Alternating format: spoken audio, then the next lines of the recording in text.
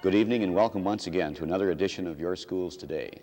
This evening we're going to look at a drug program, a taping that was done with Dagny Christensen of the Adult Education Staff, St. Paul Schools, and Dr. Helen Nollis from the University of Rochester. Dr. Nollis is the author of Drugs on the College Campus, one of the primary books written about the problem of drug abuse, and she is acknowledged as one of the perhaps top drug experts in the United States today. This interview was conducted last fall when Dr. Nollis participated in the drug abuse program of the St. Paul Public Schools. The workshop was a product of the Drug Task Force Planning Committee, and the interview was done with Dr. Nollis, as I mentioned, by Mrs. Dagny Christensen. And we'll take a look at that tape, and then shortly after we'll have a reaction to what was said by members of the studio audience. Dr. Nollis, first I'd like to compliment you on your book, Drugs on the College Campus. I think it's about the most informative and sensitive book that I have read on drug abuse. You wrote that book 3 years ago. Would you say that the drug scene has changed any since then? Oh, the drug scene has changed tremendously. It's gone both up and down the age scale. It's gone across drugs.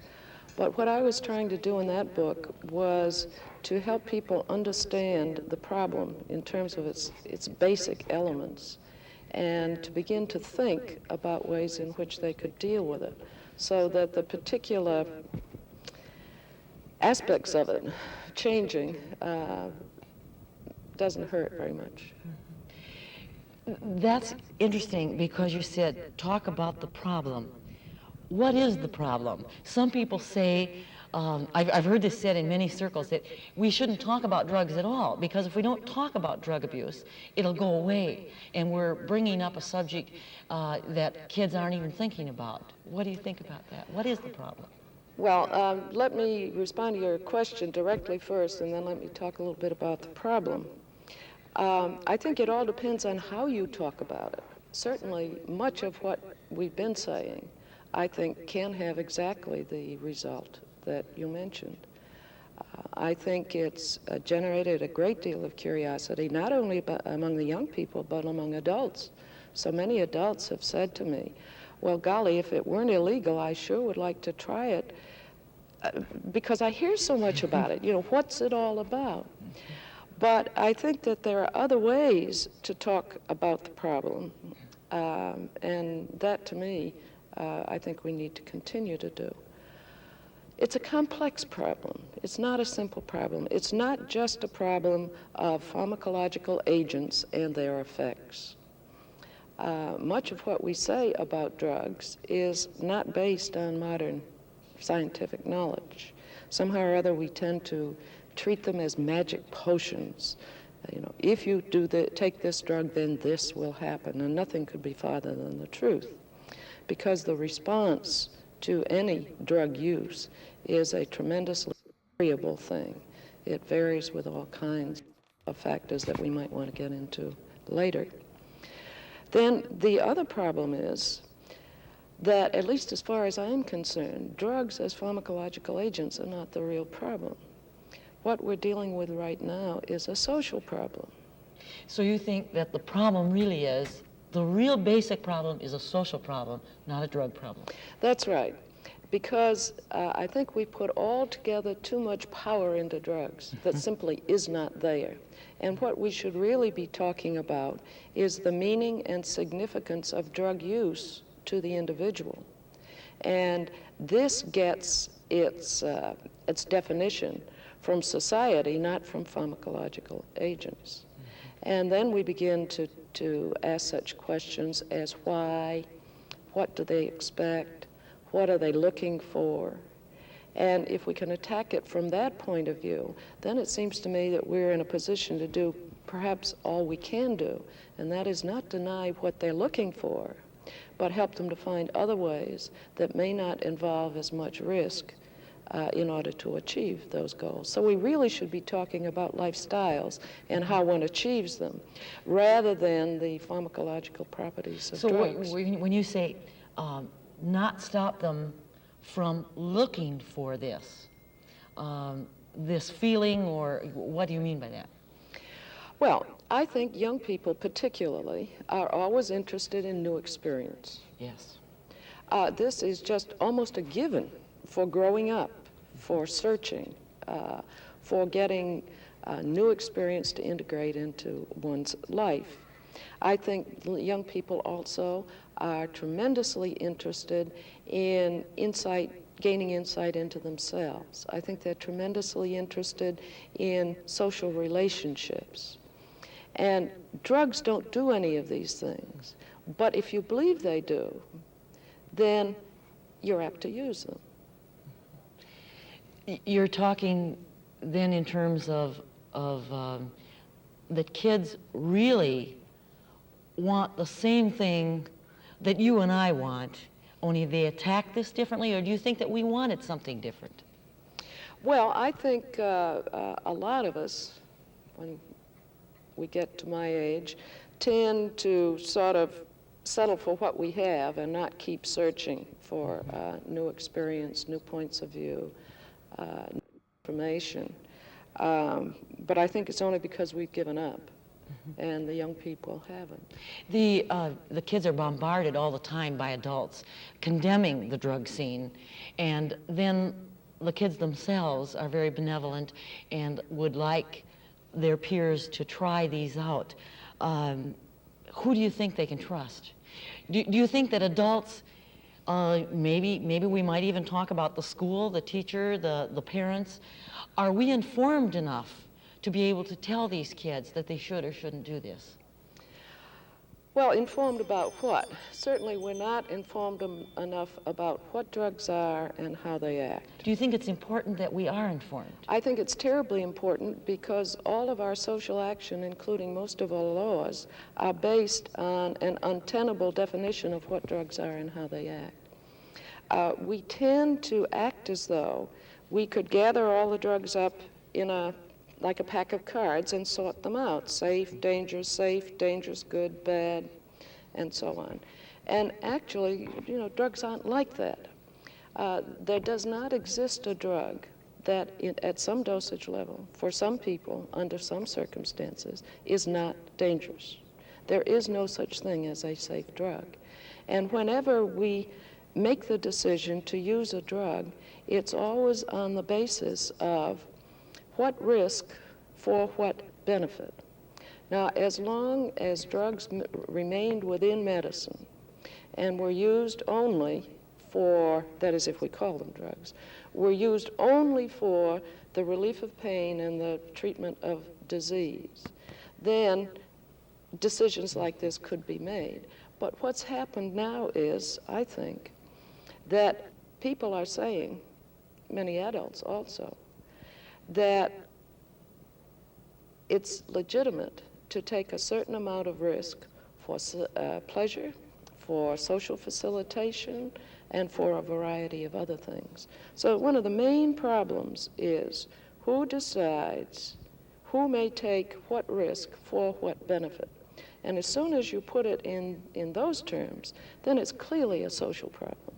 Do you think it matters then, and you said a social problem, are you saying then that if someone takes a risk and uses a drug, he makes an individual decision but becomes a social problem because it affects people around him? It becomes a social problem because it not only can affect people around him, but people around him respond to him. And in many instances right now, what our society is saying is, if you even try certain substances, then you are breaking the law, you are a criminal. And in many instances, they get treated just as much of a criminal as if they had armed robbery or manslaughter, anything like that. How about a decision to violate the law? You mentioned in your book that this is one of the questions we have to answer. Does the school have any part of a decision in violating the law? Is the school involved in any way? This is a very, very complex problem. And again, I think, as we so often do, we try to oversimplify and cut it down to size. I think a school is in a very difficult position because whenever we make a decision in favor of one value, we automatically put in a lower priority on other values. And if the schools function, and this is debatable, but if the school's function is to facilitate growth and development, the path toward maturity, then I think it may take a different point of view, that is, have a different priority, because it then asks the question, does it facilitate growth and maturity more to label an adolescent as a criminal, or is there another way to incorporate his socially unacceptable behavior into a growth pattern? And this is a basic problem, and it goes right down to the really how we look at education. Mm-hmm.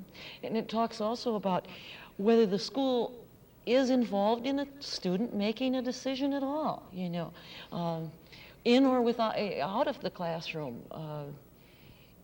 Are we punitive about it, do you think? Do you think the school tends to be punitive? I think many schools tend to be punitive. Somehow or other, we've fallen into the assumption that the function of the school is merely to promote cognitive development, information, and that's quite safe. As soon as you move out of that into feeling, attitude, relationships, styles of life, then it becomes controversial. And I think, you know, it's only human to try to keep life simple by avoiding that kind of thing. So if we avoid the subject of drugs at all in the schools, then we avoid all the problems. Yes, sure. We avoid all the problems of our relationship to our students, of the relationship of the school to the community, the relation, and all aspects of that community. I guess what we're getting at is one of the primary questions I wanted to ask you, and that is, who's to blame for the drug problem? Or is anybody to blame? Can we blame the schools? Can we blame the parents? Can we blame the drug industry? Is there anyone we can point our finger at and say, ha ha, they are the real problem? Well, I think I have to back up and try to redefine the problem a little bit before we can talk about how we got where we are. By and large, we have, as a society, considered that the problem was drugs, pharmacological agents. And along with that misconception of what drugs are and how they act, it's gotten us into a very difficult position. Now, I feel that we've really got to separate it into two problems. There is a drug problem, but it's not what everybody's all excited about. It essentially is learning how to live wisely in an environment that is increasingly dominated by an increasing number of sophisticated chemicals. And I would define drug in this sense as a scientist defines it, not as the law of society defines it. And that is as any substance which affects the structure and function of the living organism. And this would bring into the picture not only prescription drugs and over-the-counter drugs and illegal drugs, but a number of things that in our wisdom or folly we prefer not to call drugs, such as alcohol, caffeine, nicotine, food additives, agricultural chemicals, industrial chemicals, even pollutants. So you're not particularly concerned about one kind of drug? No, I think that we must learn how to use all drugs, as I have defined them, wisely. And this means understanding that there is no one single effect of a drug. There is no common effect of a drug across people. That the effect of a drug is a very complex interaction of the drug, the amount of the drug, the physiological characteristics of the individual, whether he is sick or well, fatigued or energetic, undernourished or nourished, whether his liver, which is involved in the elimination of most of these drugs, is functioning well or functioning poorly. It's also a function of the psychological characteristics of the individual and the meaning that the drug experience has for him. In this connection, it's most interesting that, and this is based on research, sugar pills, normal saline solutions, can produce effects or can eliminate effects. So that the meaning of taking the drug, what you're looking for, what you're expecting by taking the drug, is extremely important within normal dose ranges in determining it. Then there's the setting, in which you take it. If you just think about alcohol, I think you can think of illustrations of all of these things. The same amount of alcohol at a cocktail party produces quite different effects in most people than if you take it before you go to bed as a nightcap. The same amount of alcohol in a variety of people. Some people get gay and happy, some get sleepy, some get aggressive, some get destructive. And it's more the function of the person than it is of the drug. Now, this means then that at moderate dose levels, the person is more important in determining the so-called effect of the drug than the pharmacology of the drug. Do you think that the kids use drugs at all blaming someone else? Do you think that there's any relationship there? Because I don't get along with my mother, because I do this?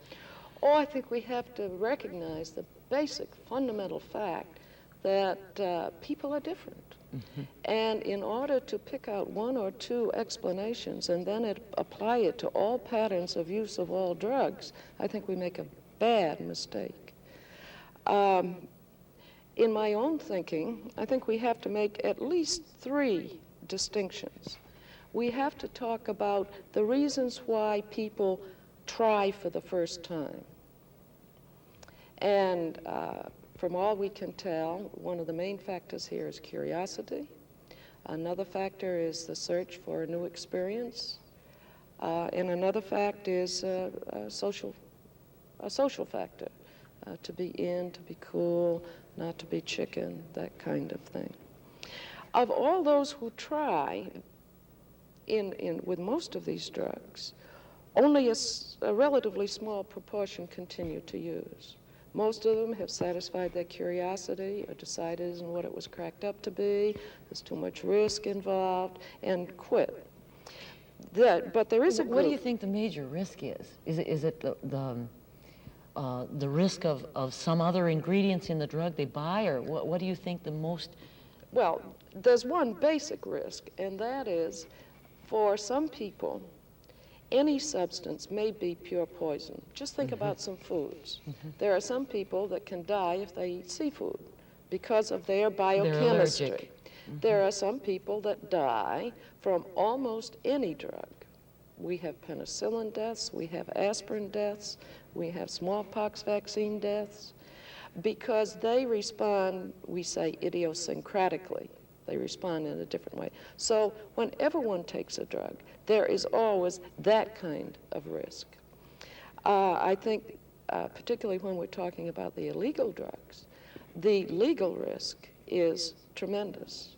But then there's a third risk, and that is for some people who may have started out of curiosity and make the decision to continue to use, they may be seeking something which they believe the drug helps them find. And if so, there may be a tendency for those people, not for everybody that tries, for those people to increase use, both in terms of amount and frequency. Because when the chips are really down, drugs don't solve anything. Drugs don't cure disease. They merely hold symptoms in abeyance while this wonderful body of ours cures the disease. And when you have a vaccine, it stimulates the body to develop an antibody. I think one problem right now is that I see altogether too many young people who don't understand that the human body, particularly the central nervous system, is probably, not probably, certainly, more complex than anything that man has ever dreamed of. And they just don't understand what they're doing when they take drugs. Not only what they're doing to the body as a biological organism, but as a psychological organism and as a social organism. So, you know, I look at it from a completely different set of assumptions than that this drug will lead to this. Because really, the effect of any drug is a big numbers game.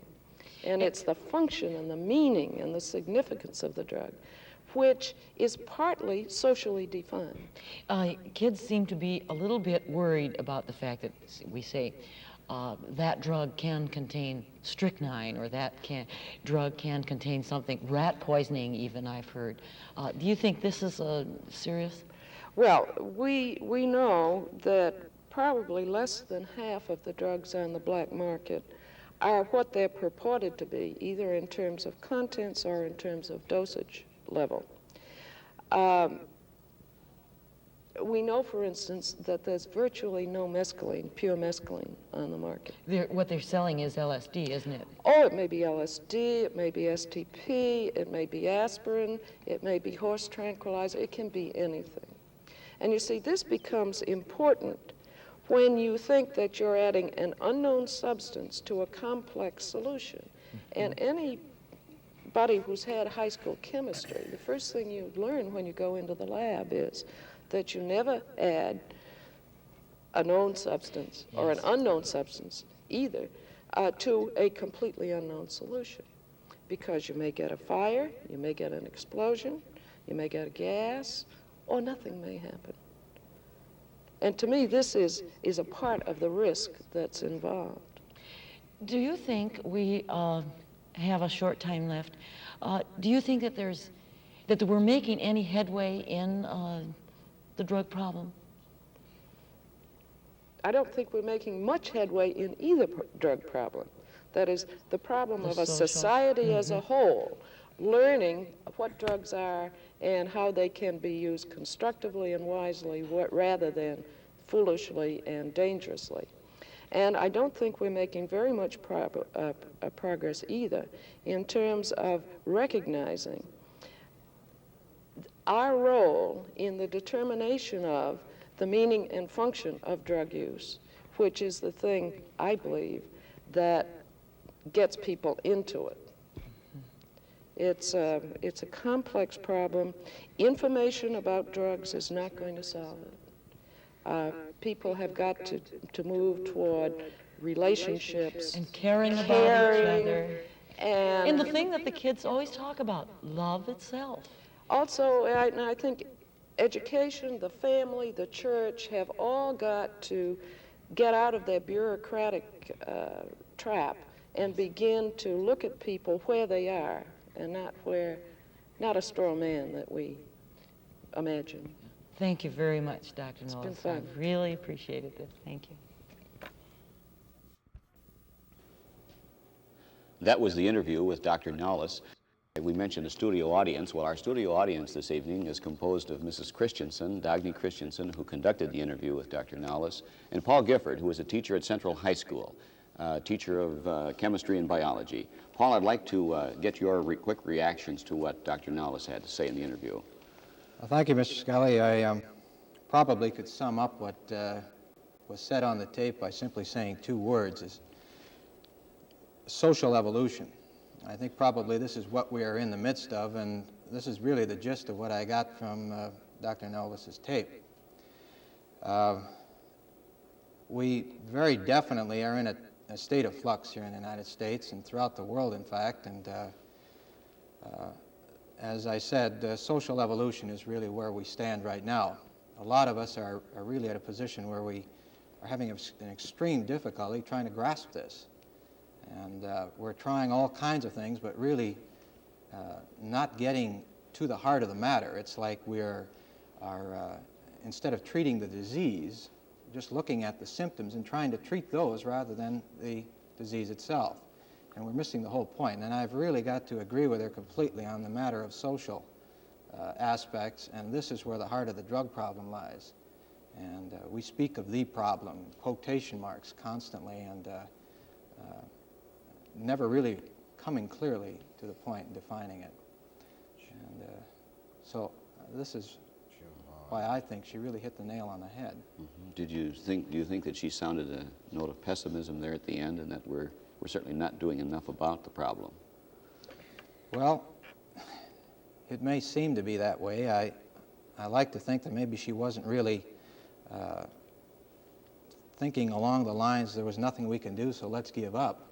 On the contrary, I think maybe she was saying there wasn't enough done, but we certainly can do something about it and come to a conclusion on this. Mm-hmm. Mrs. Christensen, what is your reaction? As I watched the tape again, I thought in terms of when we talked about lifestyles, and you said, what's a lifestyle? And I thought about this as a cliche, like we use the word relevancy, and we use the word accountability now in the schools. And Paul, I was thinking in terms of this, when so often it's our definition of this term. And when we talk about lifestyle, so often people think in terms of a lifestyle as being long hair, you know, or it being a style of dress. And maybe what it really is what's going on in the head, you know. Maybe our classrooms have to become more oriented to, what was that word you used, Jerry?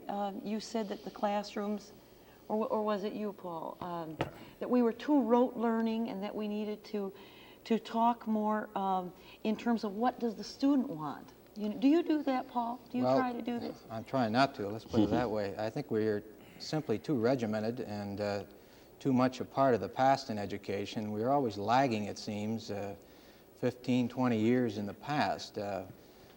I think, though, that now is the time that we have to look forward and try to learn from our past mistakes, try to learn from what's going on now. We think too much in terms of the now generation, if you want to call it that, or the in generation, or the hippies, as this is a part of their whole bag, and therefore it is something that we must alienate ourselves from completely. And on the contrary, in education, this is something we cannot do.